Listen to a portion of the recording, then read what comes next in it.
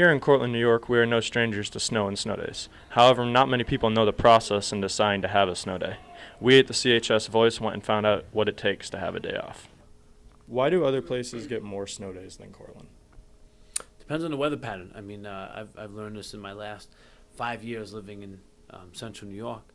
The weather patterns are crazy. It could be snowing here with treacherous road conditions, and then up one exit on 81, it could be a lot different. So if you look at even, I'm gonna say it was like Tully, which is really not that far from us. I mean, they got a lot more snow this year than us. So that'll do that. Up next is our school resource officer, Officer Rangow, talking about how weather affects us at school and our safety. What constitutes us having a snow day here at Cortland? What constitutes us having a snow day? Mm-hmm. Well, how much snow or ice or anything? yeah, my understanding is that it really relies on the transportation department. You know, the department that's in charge of getting transporting our students to and from school. So in the very early morning hours, probably around 4 or 5 o'clock in the morning, they're out there on the road, going on the routes and seeing if they're passable, if they're safe or not. So that's one level that we look at, and then another one is the forecast. What are we expecting to get? And the ultimate decision comes down to the superintendent. So law enforcement has really nothing to do with whether or not we're open due to a weather-related incident. All right. It's really our transportation department, the pending forecast, and the superintendent. Thank you, Officer Rangow and Mr. Zarconi, for taking the time to answer our questions.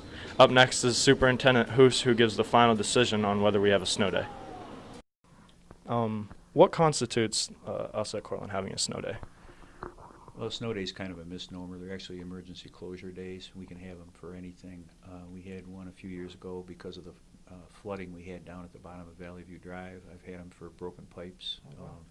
But basically for a snow day, we look at what's going on around the county. We have a lot of walkers, so we have to consider the kids and the sidewalks being cleared or not cleared. And we also have rural students out, so we have to make sure the buses can not only get there but get back.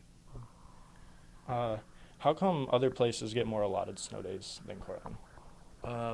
Most of them don't. We're pretty consistent around Cortland County with the 6 school districts.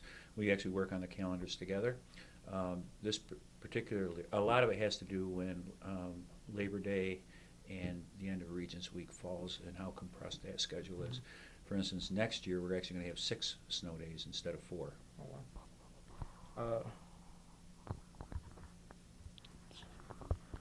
wow. Is there anything that the school does to help walkers get to school on days that it's snowing pretty bad? Snow days, yes, and also if it's really, really cold out, our drivers will stop and pick up any student that is walking. All right. When considering closing the school for snow, do you consider teachers driving for their commute? Not necessarily. It's up to the teacher to decide how dangerous it is. For instance, if there's a state of emergency and the roads are closed, we don't expect them to report. But if the roads aren't closed, we do expect them to report. All right. Is there a difference between what'll give us a snow day and what'll give us like a 2-hour delay? Or we work with the highway departments, and if they're out plowing and they say we just need a couple more hours, we'll do a 2-hour delay. If they say there's just no way we're going to be able to keep up with it because of the volume of snow, then we go ahead and close. all right.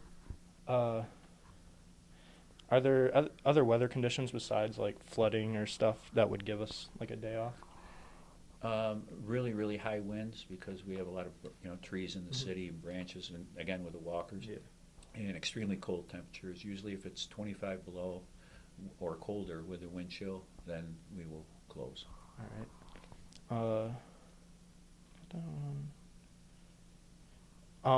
What dictates like leaving school early for snow? Like if the snow started coming down after we got to school. We really try and avoid that because of the elementary Yeah. students. A lot of times there's nobody at their home to receive them when they get off the bus.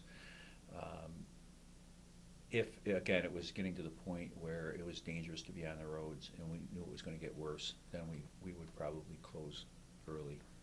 We try and get everybody fed before we send them home. So next year, they're getting at an additional 2 snow days. I think that's all we had. Okay. Do you want to know the process? Yeah, sure. Okay. Usually I get up around 4:30, 5 o'clock in the morning, and then the Cortland County superintendents are constantly texting each other about what they're seeing and hearing from their road crews. Our transportation director talks to the road crews out in Virgil and the city in Cortlandville, and then we just make a collective decision whether or not it's safe to have school that day. So the decision is made like early in the morning, like 5 or... I try and make it by 5:30, and then I start contacting people, and then our business official contacts the TVs and the radios, and, you know, all of that. Well, thank you for your time. You're very welcome. Very helpful. Thanks for gathering the information.